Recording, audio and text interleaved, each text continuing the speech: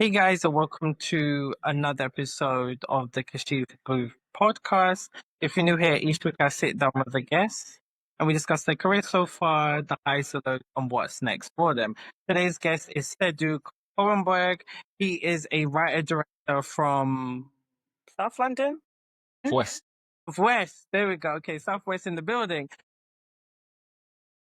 Cedou, welcome to the show. Thank you so much for having me, Kashif. Really excited. Never done this before, but I'm ready for any questions. And yeah, Well, I'm happy to have you on the show. I said to you just before I was about to start recording that I wanted you on from like me planning this season anyway, because we had met almost 2 years ago, because we're part of the same. Yeah, it's 23. Time flies, isn't it? Yes. And we're both like with the, how can I put it? It's kind of like with the same agency called Sarah Puts Associates, but we are kind of a part of like a scheme where basically they help like I don't want to say emerging because I don't like that word, but we're like all established filmmakers, but they really want to bridge the gap of like how far it is to get to where you want to be. And mhm. underrepresentative people in the industry. Yeah, and they provide us with loads of opportunities, that to like screen our work at industry events where they invite like, agents and people from different production companies like executives or established writers, directors. So it's really good platform for us to kind of, bridge the gap to the people we want to be. And yeah, they're brilliant platform and they do so many mixes and events. And I think we met at one of like I think there was like a several screenings. Do you remember? There's like several screenings of short films, and you could network and talk and stuff like that. Yeah, yeah, and that's how we got talking. And I read someone said his scripts, and he's so talented. So I was like, you know what? People need to know more about him. Sedu, tell me about you. How did you get started in this industry? Yeah, I may have to take it a bit further back to about 2017. I'll try and keep it condensed. Long story short, I've always enjoyed visual storytelling. That was due to my love for anime growing up as a kid. So Cartoon Network, all that kind of stuff. And then around 2016, 2017 in university, I was like, hey, let me try and be a photographer. Got a camera, started taking pictures. But then I realized I really want to tell full-blown stories. So I said to myself, look, I'm in university. I'm about to graduate end of the year or summer of 2017. I don't have the money or funds to go to film school. I did a 1 month, was it 1 month? I think maybe 2 to 3 weeks course at ULA St. for storyboarding. I said to myself, look, I can't go to film school. I ain't got the kind of money. What's the best way to learn the fundamentals of filmmaking from a broad scope, from basically a bird's eye view? And storyboarding lets you plan, prepare, set up the camera, blocking, um, design work, all that kind of stuff. So I did that. And after that, I kind of said, okay, I'm going to make films. And then from there, I just started, writing small stuff, thinking about my first short film concept. And then, yeah, just kind of, I've been on that path ever since 2017. That's good. And I think it's it's difficult because I understand like when I decided to start doing independent film seriously, like I remember looking up funding and stuff like that, and they wanted you to have this amount of credits and blah blah blah. Now this was like what 2015, early 2016. So at that point, my professional credits were only a runner at that point. So I was like, okay, so what am I, what am I gonna do? So I already had done independent stuff like years prior at uni or during university, like outside and stuff. So I was like, okay, I know what to do, so let me just do it, and kind of built from there. I wish I did short films first, but I did web series first. That's like creating 6 or 7 short films for one piece. And yeah, spend money I don't have. Like 20 plus thousands of pounds. Yeah, it was adding up. I was like, oh. Okay. Yeah. So, yeah. So I completely understand that. So, where does your passion from like writing come from, and like what kind of stories do you like to tell? Uh, Passion for writing. I'll be honest, I don't have a clear answer for that, only because I've never seen myself as a skilled writer. Growing up, I never read a lot of novels. I never read a lot of non-fiction books. So I think my passion for writing, I think ultimately comes down to just taking that leap of faith of wanting to be a filmmaker. I knew I wasn't very good. I, I just said, I guess I have to practice. So I just wrote, I guess whatever came to my head, just me walking to the park or maybe just talking about music, or again, anime. And then in terms of the my ideas for my films, or sorry, the kind of films I like to make. I like to make films which are, I think, can connect to people in some sort of meaningful way. So, for example, if it's a comedy or a drama or maybe sports related, if there's one piece that the reader or the viewer can see, oh, I can see myself in that, whether that's through how the character looks or how the character talks or where the character's from. I think if I can have one piece where someone says, you know what, Sue, like I really like the idea when this character did such and such, or when this person was in this place and they did such and such. I think that is probably my biggest pull because filmmaking is effectively trying to convince someone to believe in the world that you see. That's how I kind of view it. So when I'm trying to make kind of film that I want to make, I pull from there. That's kind of where I go to. I love that. Pretty good. And I think it's always good when people refine their skills and their craft. And I think you're always learning in the industry. I always say that to people. They've heard it on my podcast a lot. If you meet somebody who acts like they know everything, run in the opposite direction because they're the worst people to work with. And it's serious. Like, oh yeah, yeah, this is what you're supposed to do and blah blah blah. It's just like no, the industry is always changing, and it's always like emerging things are coming up because it's a growing industry now. The state of it is a bit, shaky. However, it's always emerging. It's just like, for example, how like an intimacy coordinator came out that role a few years ago. I was like, what is this? I don't know this, but a job was created. So it's like it's good to refine your craft and learn.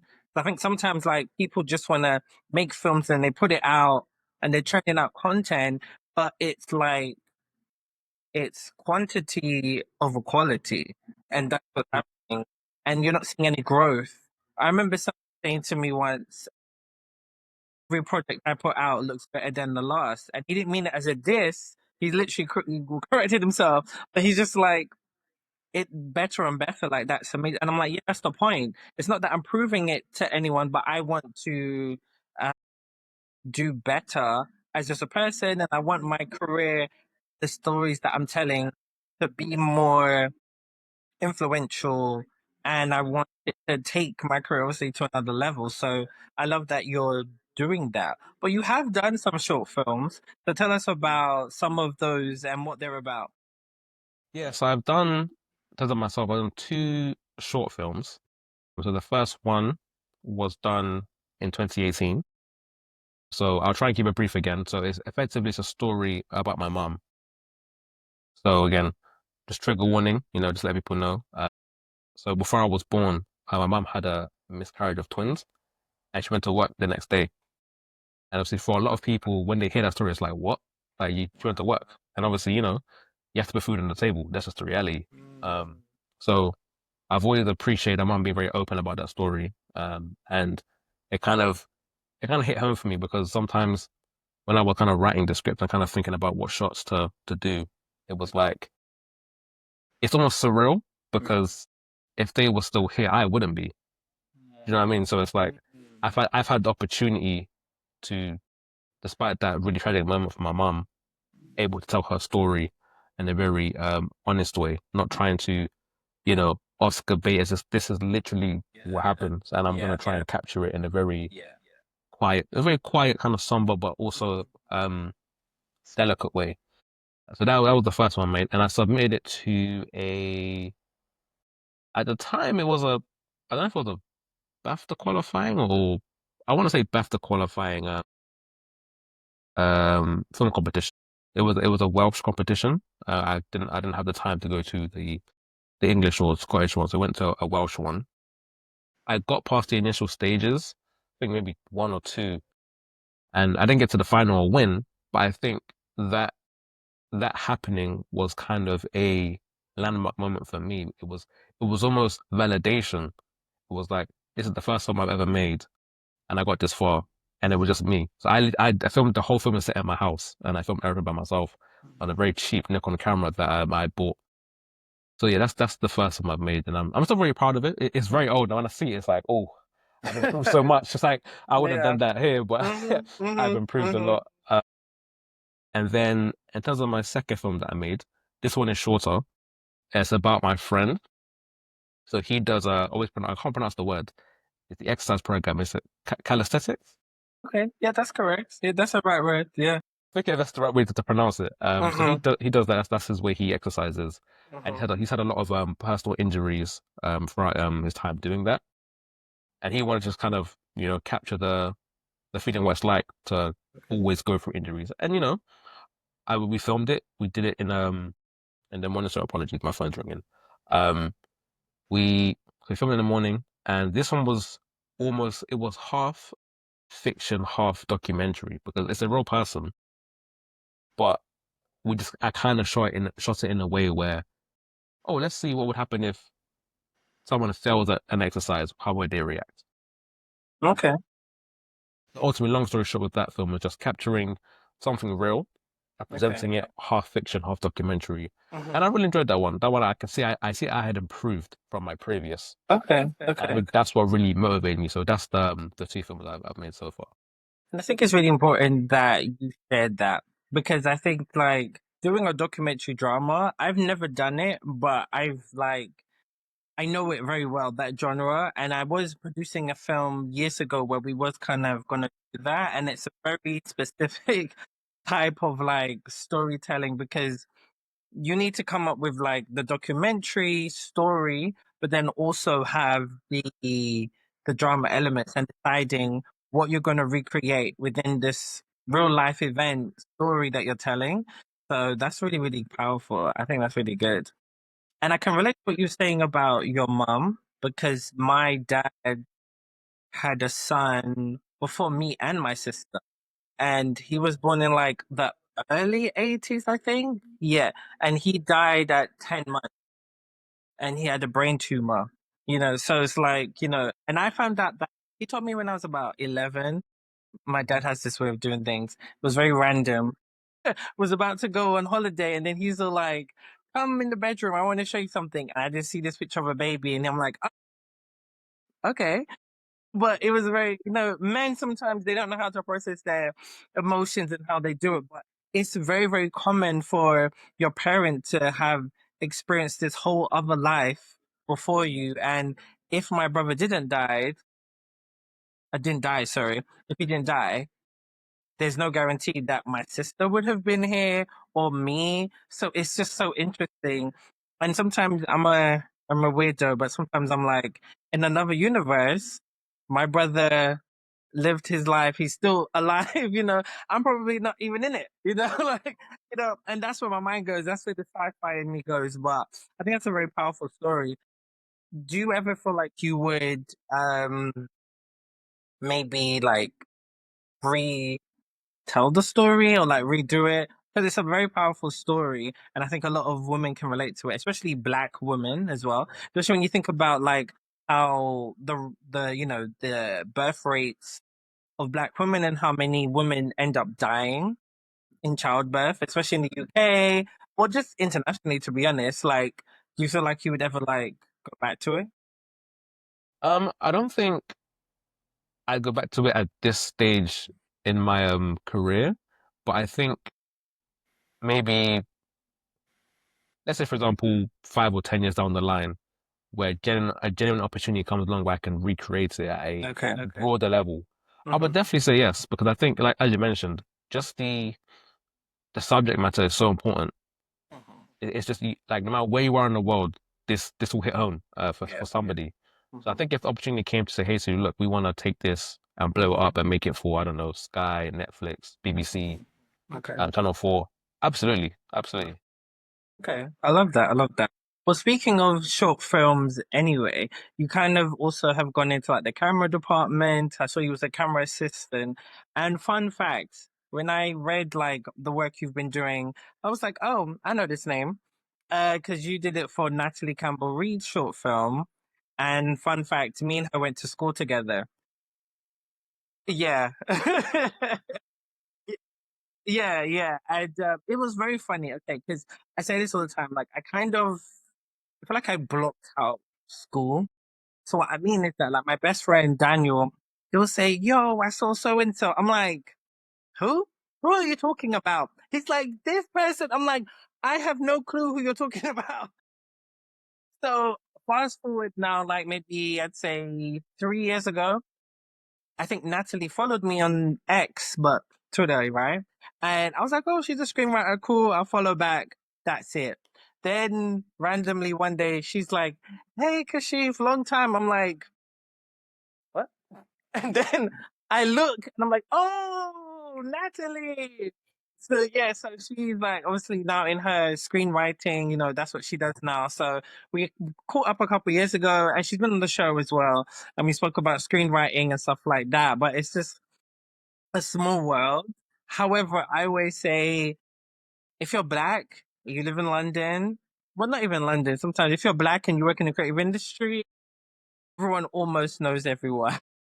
Or it's just a connection you haven't met yet. Because have you noticed, like, when you connect with, like, maybe a black person who's in the industry on Instagram or whatever, you then see, like, oh, you got mutual followers. Like, it just happens all the time. So yeah, so tell me like what was it like working, as a camera assistant for her short film? And I think that's really great that she's doing that. So yeah, tell me about that. Yeah, I think what I enjoyed about it the most was I think having my first real set experience. As I mentioned before, my last two films were just me, literally me and the person. Mm. So working on Natalie's short, I think it was really reinvigorating. It was like because for me, you can do all the YouTube research, screen skills, you can do even getting books to help you, but until you're on a set, big or small, and you hear the language and the jargon, it doesn't really hit for you. So Mm. I've never done a camera assistant work before. And I told Natalie, I was like, hey, look, I know this is a short, really small project, but I'm happy to come and give extra hands. I didn't even know, to be honest with you, I didn't know what I was even going to do when she let me come on. So Okay, okay, okay. so I got there and she told me, yeah, on the call sheet, you're a camera assistant. Cool, let's do it. And then, so one of the things that I did was using the clapper. And so I'm working. So before the camera starts rolling, it'll be, we have to, the sound guy will obviously go first. Then, the cinematographer we had there, he would set up, and I would go clap, Yeah. and then we go. So when I'm hearing the words like sound speed, Mhm. camera set, or market, I've never even watching some behind the scenes of bigger films that we have favorite films that we have growing up. You don't really take in the language, but now that I've done it with a sort of a small production, it's like it feels right. Yeah, This yeah. is because again, you can read the words, you can learn the words, but until you're in that moment and someone says to you, "Hey, you're up," it's go time. Like it's literally just Yeah, go time. So yeah. I think I really enjoyed it, and I also really appreciated how collaborative a small production is. So I'll give a short story. So we were the director. She's really good at what she does.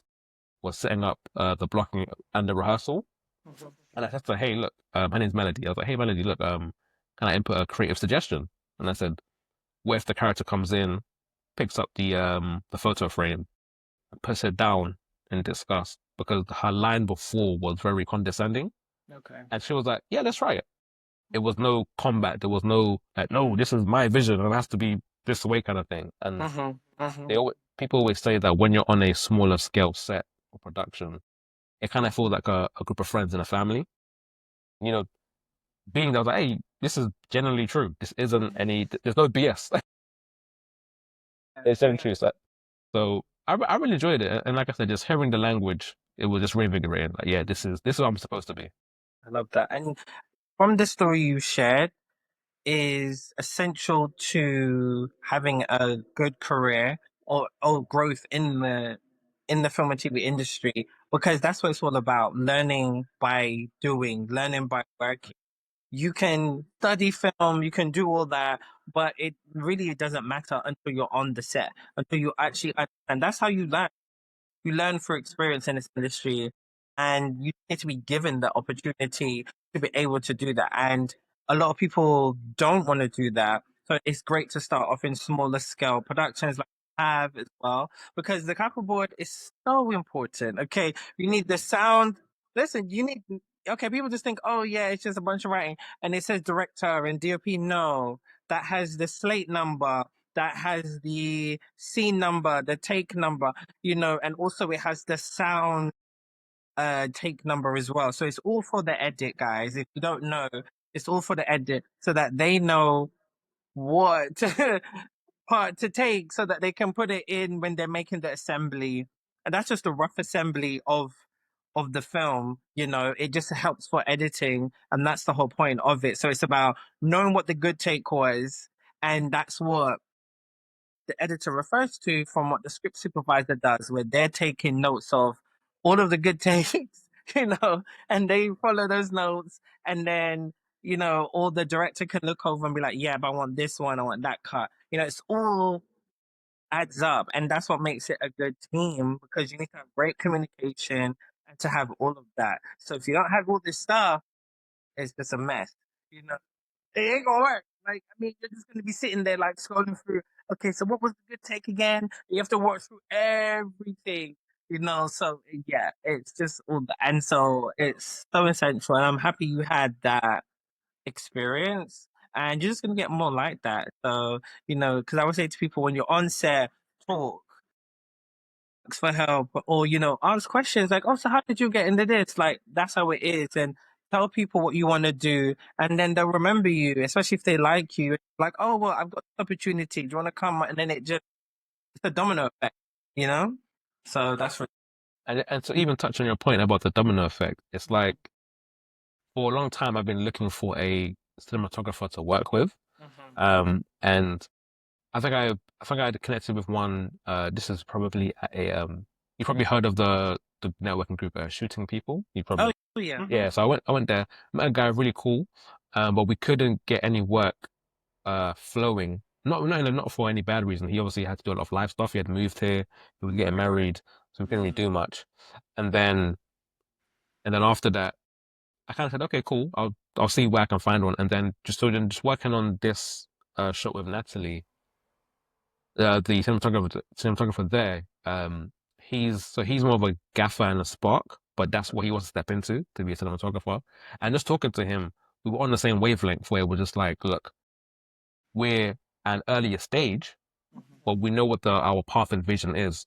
And I've been just speaking to him and understanding his hustle, his mentality. I was like, yeah, this is someone I could see myself working with again. So I think, like you mentioned, just being on set and talking to people Yeah. and being a good person, it does Mhm. go a long way. And being good at your job. That's it goes being good at your job, then being a good person. Like some people I've worked with are a bitch, but they're good at their job. So it's like, okay, I don't need to have any relationship with you outside of this. But oh, I know you're gonna get the job done. We can have small talk, but I know you're gonna do this. Perfect, perfect, perfect. And I think you touched on a really good point of like how you've been trying to like find a cinematographer. Like when I was doing all of these independent web series myself, writing, directing, editing, sometimes doing sound.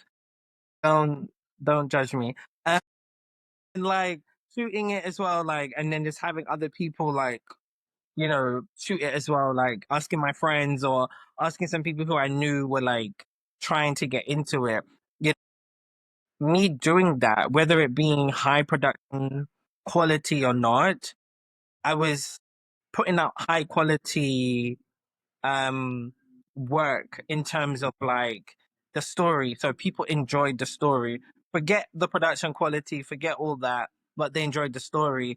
And I was inadvertently building my reputation as to what I was doing and how I was able to tell stories. And I didn't realize I was doing that. I just was like, I need to create a brand and this is it. And I can show the diversity of what I can do. But then me doing all that opened up all the doors to so many people wanting to work with me. And that's what it is. You have to do it for yourself for you to be able to go forward like that. I was also a realist. Like I was like, I can't get a DOP. I can't get this stuff. I just know I can do it. I have my Canon. What was it? My Canon T500, I think. That's lost. I don't know where it is now. But yeah, and I was just shooting. I had my little lights, like me holding like this. So I have my softbox lights, and I was doing all that. And you just kind of grow from that. And people respect the hustle. They respect, like, okay, well, you're doing this all yourself and we're enjoying what you're doing. So it just kind of snowballs like that. So I really love that. So speaking of, you know, continuously finding crew members that you want to work with, you wrote a short film script which was about the First World War. So tell me about this. Like, what is behind the story? Why did you want to tell this story? I'm really intrigued. Yeah, so usually when people think about writing a war film or a story set during a war, naturally your head goes to action, bombastic, all that kind of stuff, or maybe the political side, Yeah, government yeah, trying to yeah. figure out Hmm. how we're gonna do this, so on and so forth. Before I wrote it, I was just practicing. But let me rephrase that. I've been just improving my script knowledge. So I was reading a lot of scripts, regardless of the genre. I think I read about probably 7 to 8 in a span of probably a month, but that's me balancing obviously work and life and personal stuff. So I wasn't in a rush. So effectively I said, okay, how can I write a war film that although I have no interest to get it made, it can be written in a way where it could happen. So it's set in one location, it's set in the Antarctic, and it's just two soldiers in a shelter. And effectively, the story is they were sent there to just check and maintain just some equipment. And long story short, they hear that the war's over Okay. and they're going to get picked up. Mm. A plane comes, someone comes to help pick them up, but it's not what they seem. Something feels off. Something doesn't feel like Okay, okay, like okay. you've come here to pick us up, but the plane you're in doesn't really match up. How are all three of us gonna fit in that plane? So Okay. so the two main characters are trying to uncover who is this third person, Okay. what are your intentions, and I chose the setting of the war because it would allow me to improve my writing in terms of it being a thriller. So it's Okay. kind of a drama thriller, and I've never Yeah, written yeah. a thriller before. But if it's a setting of it's two people who are friends, and there's this third mysterious character, the war's going had has gone on, so I think everyone's a bit heightened. And because they're all effectively soldiers, they can all defend themselves. So there's a sense of tension. So I said, Yeah. okay, maybe this can help me train myself. Okay. And I think it's roughly around 20, 25 pages along those lines. Okay. And Mhm. I think that what really drew me was I want to see if I can draw a thriller, see if I can write, sorry, to draw, if I can write a thriller, see if I can write tension between three people Mm. Mhm. and see if this setting will allow me to do that. So Okay. that was kind of Okay. the idea. Are the characters white, black? What are they? So one of them is white, one of them is black. Oh. Okay. Okay. The person that arrives is white. Okay. Okay. Because you see a lot of the time, like about World War II stories, what feature black people and Asian people because they predominantly fought in the Second World War. So that's why I asked. So I'm really intrigued by that. I love a good like thriller and suspense, and it really is about building tension, and I think that's really cool to kind of set it in that time and just see like what happened because I loved what's it called 1917. Did you watch that? Brilliant, brilliant. Oh my gosh, just forget it. Like that is like how you do a war film because I genuinely find war films boring, but that because some of yeah, it's like. oh, some love story, and oh, it's just some. I'm just like, yeah, yeah, yeah. So I just can't be. Maybe it's just the way how I'm too pro black. So I'm like, I'm only talking. I only care about Black history and not trauma. So I think that's probably why it doesn't hold my attention. Like I've become more of like a historian the last couple of years, more so in like Black British history and stuff like that. So that's why it doesn't hold my attention, I guess. But 1917 was spot on. I love that. So you have also done TV work. You were, a transcriber on the Channel 4 show, Go Back to Where You Come From. So I've done transcribing before. So for those who don't know what a transcriber is, can you explain like what you do and how did this opportunity come about for you? Yeah, so in terms of how it came about, so because you mentioned before, you mentioned earlier, we're part of the same kind of agency kind of Mhm. group. But one of the, I'm gonna forget the name. Um, Nicola? yes, thank you. So she sent me Yeah. an email just saying, "Hey, there's an opportunity here. You can go work at Minnow Films. They need somebody just to be in the office for their current production." I was like, "Cool, I'm there." Went there, and it was really fun. Everyone's really kind. Nice open plan office. Um, everyone will like on every person I spoke to, they would inadvertently give you good advice. Like you're not realizing it, but Yeah. when they're speaking to you, they're actually Uh-huh. giving you really good advice. Yeah, yeah, yeah. So that's how the opportunity came about. Hmm. But in terms of what Transcriber does, it's effectively I use the tool called Trent. It's kind of a self-learning AI model tool Okay, okay. that helps you. It basically pulls the words on the Hmm. side, and I have to basically fix it. And then I'm writing whatever the person or character is saying. I have to Hmm. now write what has actually been Yeah, said. yeah, exactly. And it's really good for the edit as well because like I've been like an edit producer, so you kind of use that and basically like the senior producers will tell you like, okay, we want this part of what they've said, add that into the talking head interview, feature this scene of like them doing whatever, just like the documentary drama you did, like that's how they curate a lot of those like documentary dramas as well. Um, but you're lucky you had AI. When I first started in the industry in 2014, I was like a runner in house. And so I had to do loads of transcriptions. And like I said, there was no AI. So I had to watch everything and like pause and then write what they said. then So, do you know what's funny? I'm so mm, glad you said that because when the woman when she was telling me how to use it, it was yeah. like work by itself. I was like, oh, this is really easy. Like this is I'm Mm. actually not even working. But I kid you not, Kishi, Mm. I was doing it and I was like, this is all wrong. See, that's So the exactly. I had about 6 hours of footage Mm. and I'm watching. I just have to watch it, pause it, rewind it. I was like, all these words are all incorrect. So effectively, I did 95% of it myself.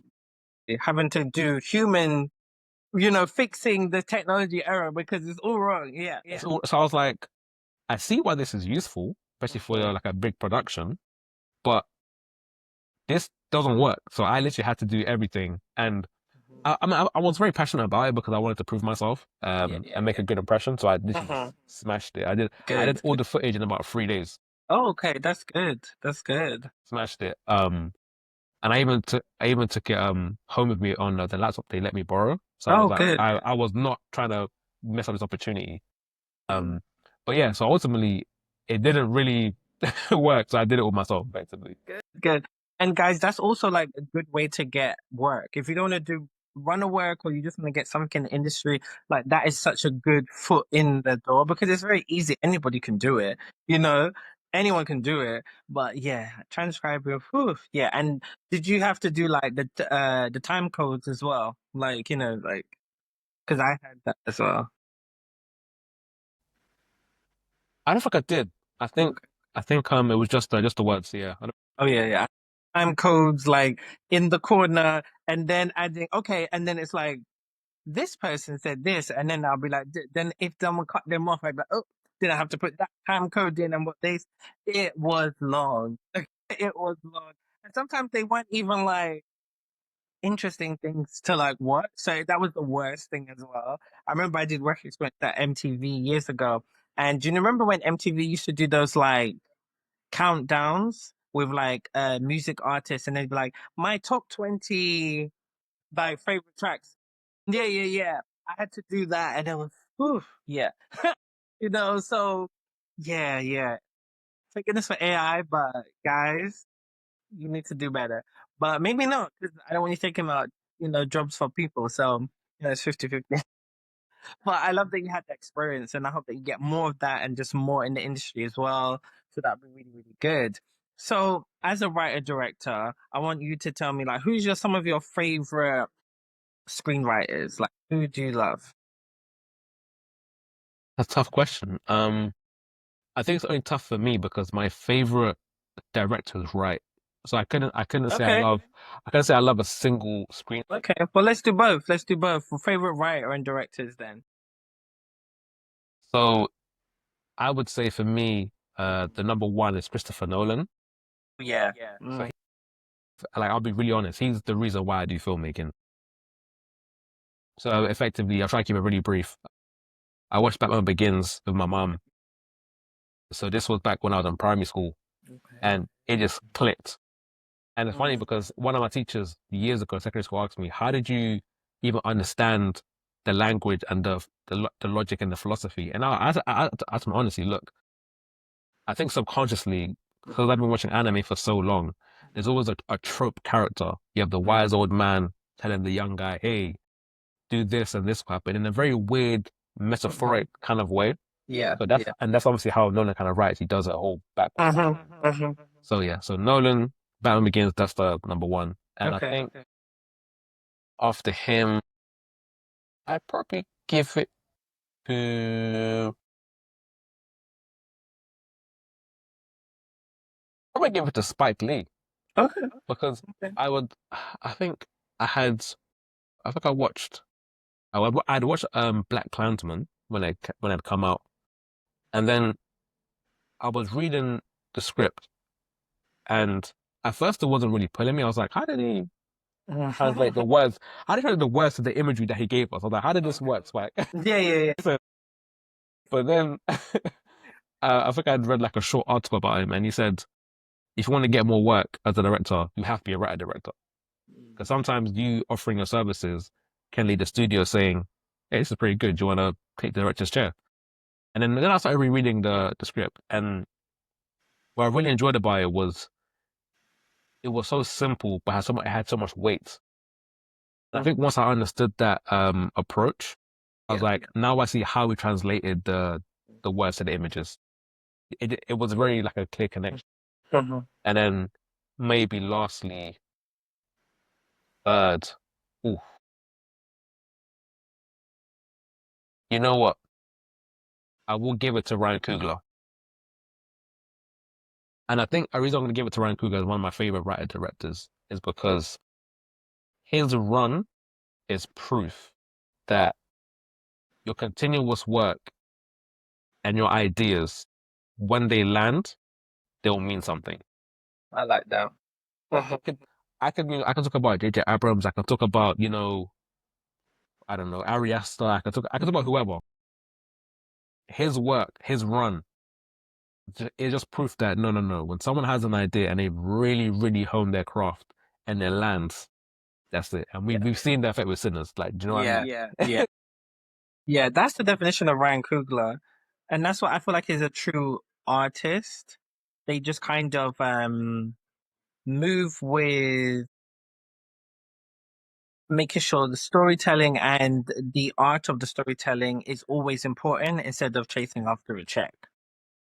And that's just what it is. Yeah, we want to make money. Yeah, we want to put food on the table. But when you reach a point in your career where you can pick and choose, then that's the goal, basically. So I love that. And I love that you mentioned Christopher Nolan. Huge fan of his work as well. I think I fell in love with his work from his film Memento. Listen, if you ain't seen Memento, you don't know what you're missing. Like you think Dark Knight is great, you think Inception's great, you think Interstellar's great. So listen. because I remember I think I watched like a clip or something at uni, and I was like, oh, I ran home and I found it online and I watched it immediately. I was like, what? Nah, I was like, yeah, yeah. And that's what kind of has always been my dream to like tell like a non-linear narrative film. I want to do that, especially as a fan of Quentin Tarantino and like Pulp Fiction and Reservoir Dogs. I think that's such a great art of storytelling, and I really want to be able to do that in some way. And one day I will. I've said it on a platform now, so it's gonna happen. Hey, hold me to the fire. I'm manifesting it, you know? So yeah, yeah, exactly. Well, I love those choices. I love those choices. I really do. Um, so would you say The Dark Knight is your favorite film? So for me again, Batman Begins. Oh yeah, sorry, Batman Begins, sorry. It's hard because you could say there are other films better than it, but I Mhm. think for me, the path that I'm on, I have to be my favorite because you know what it is as well. I think what I've had to put it as my favorite film because it's also become a comfort film. Okay. Yeah, and that is very important. Yeah.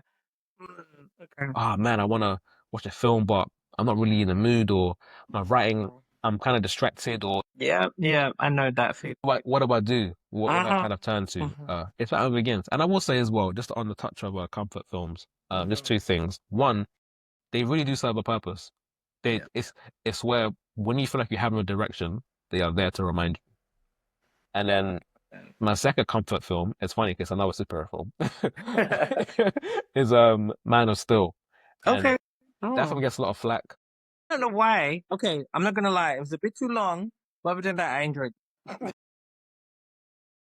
Hey, look, it gets a lot of flack. People give Yeah. Zack Snyder a lot of flack. I get it, Mm. cool, that's fine. But the reason I love that film so much, and it's become my second comfort film, is that it was the first time I seen a superhero film, superhero who had obviously his super abilities actually displayed correctly. You know what I mean? It's like I Okay. love Spider-Man, love Fantastic Four, love Avengers, all that kind Mm. of stuff. I'm a big superhero fan.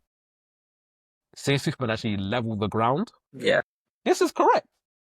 This is actually how it supposed to Yeah, happen. yeah, yeah.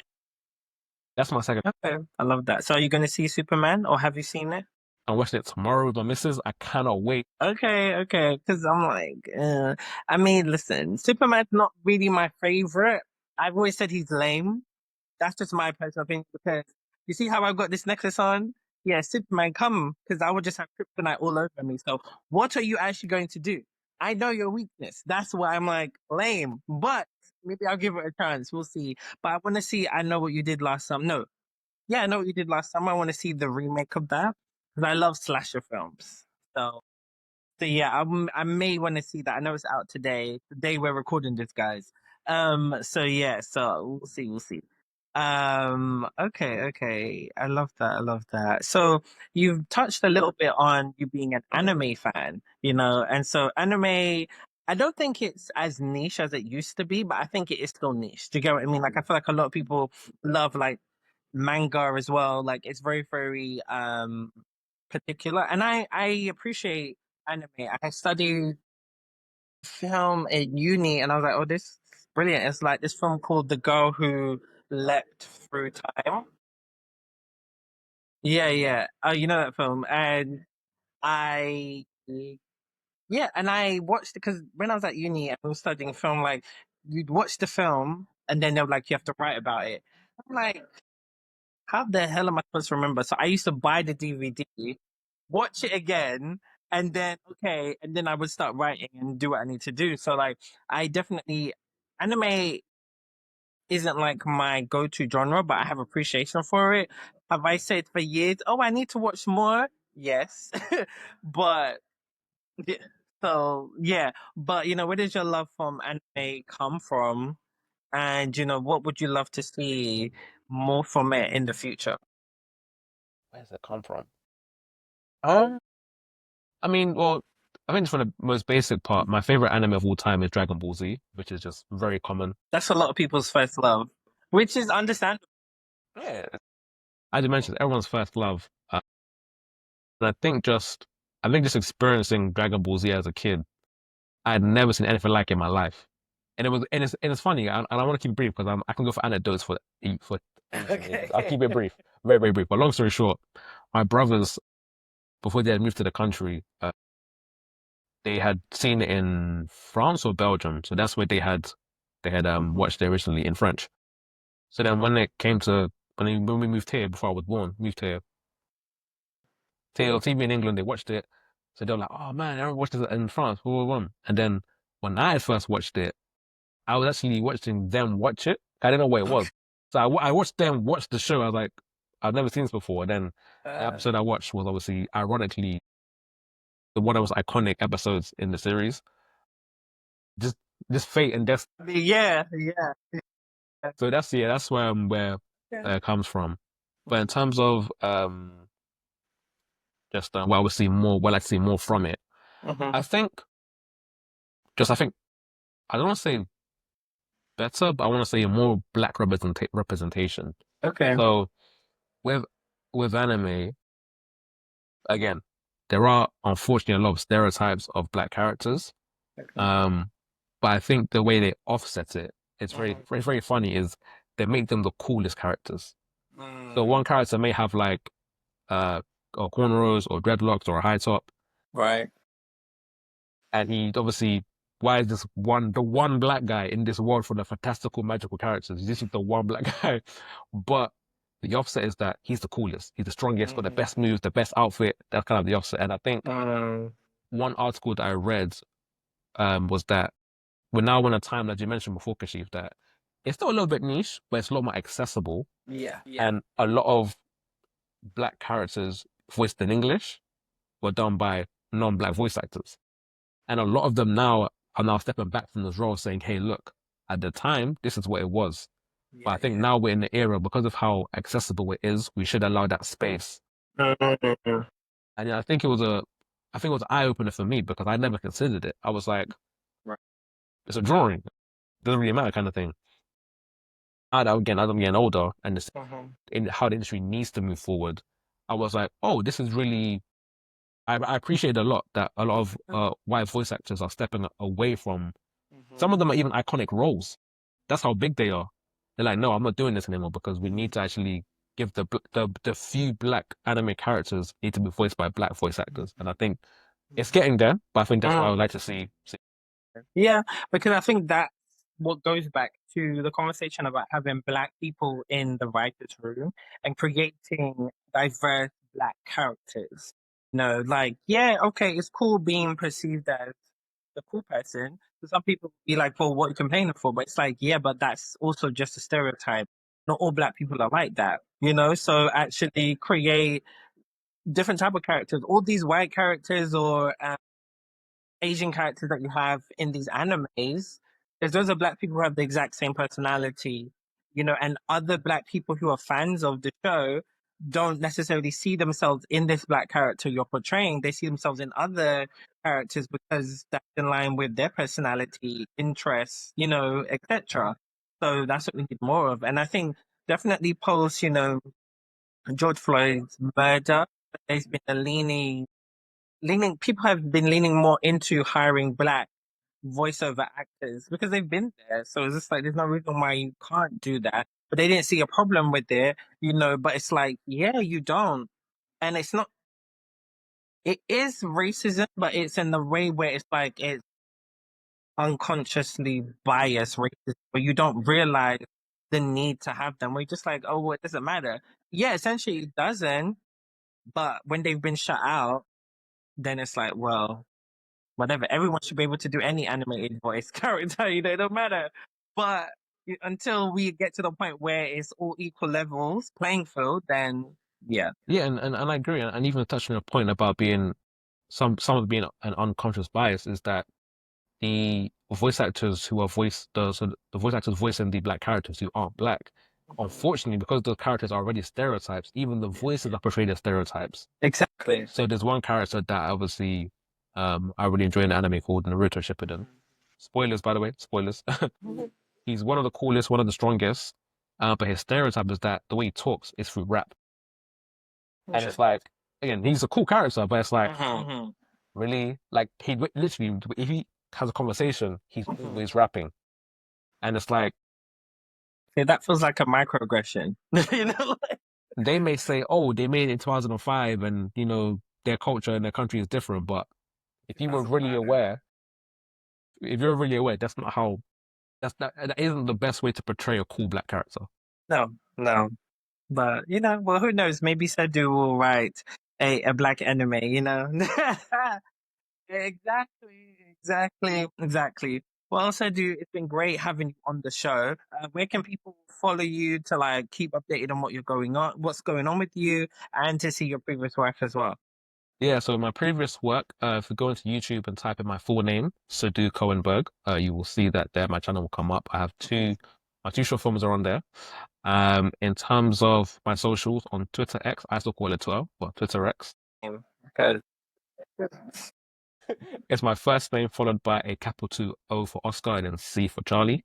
And then on Instagram, it is my first name underscore followed by C. amazing. Well, thanks again for coming on the show. It's been great chatting with you, and yeah, I can't wait to see what you do next. And please, I want to see this World War I script made. So let's get it. Yeah.